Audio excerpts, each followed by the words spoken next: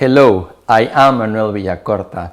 Not only am I a registered dietitian nutritionist, but I am also a proud Latino that loves food, culture, and tradition. Both my roots and my professional passion tie in together with my love for pork. I have partnered with the National Pork Board to share with you some crucial findings from their most recent study, Time to Tango, Latinos, Our Pork Future. This study highlights the importance of Hispanics' purchasing power and the key insights to better cater to their shopping needs. The report shows that the more integrated Hispanics become to the American culture, the less pork they eat.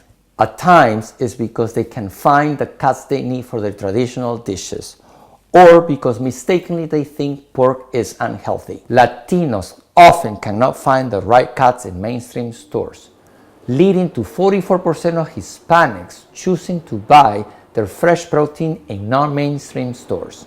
In terms of health, 63% of Hispanics mistakenly think pork is unhealthy. This means we must focus on the nutritional value of a specific cuts of pork, especially the protein profile. By offering lean cuts such as pork tenderloin, pork chops, and focusing on label claims. Latinos are a higher risk group for obesity, heart disease, and diabetes.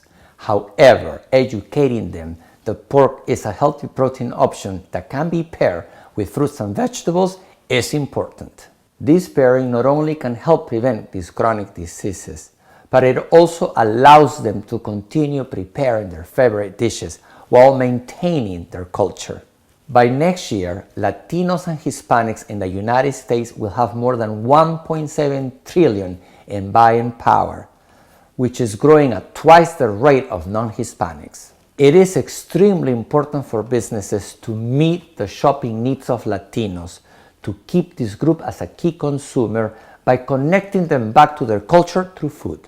To learn more about pork, its health benefits, and to get inspired with healthy recipes, visit porquesabor.com.